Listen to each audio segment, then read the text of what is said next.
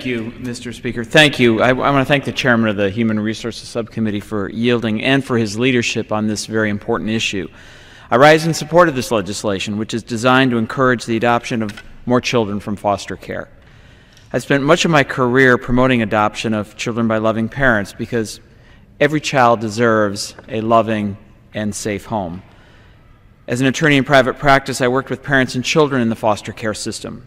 Those sorts of experiences provided much of the background for changes in landmark adoption legislation I and my colleagues on the Ways and Means Committee crafted in 1997, called the Adoption and Safe Families Act. That legislation streamlined the adoption process to help more children in foster care quickly move into permanent adoptive homes. It also for the first time offered incentives to states to safely increase the number of children adopted from foster care. It worked. In the decade following that legislation, the number of U.S. children adopted from foster care increased by 71%.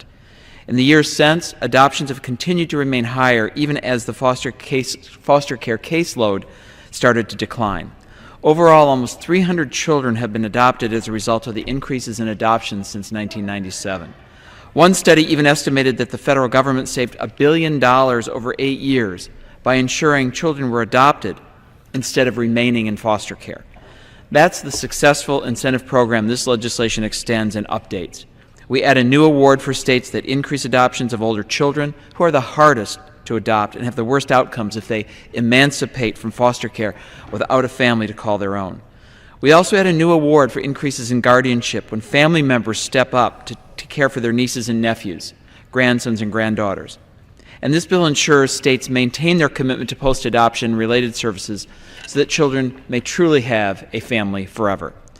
I noted that this legislation is fully paid for by a simple and real reform, requiring states to reduce federal income tax refunds when someone wrongly gets an overpayment for unemployment benefits.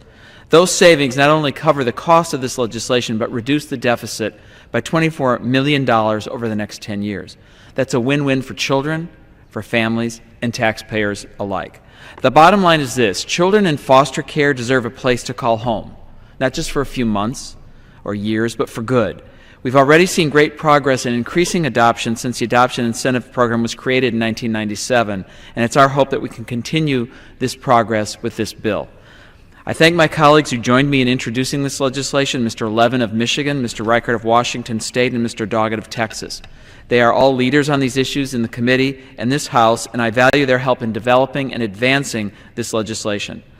I would also like to recognize the public comment we received in crafting this bill. A draft bill was posted on the Ways and Means Committee's website in August, and the public was given a month to provide their thoughts on how to ensure more children are adopted.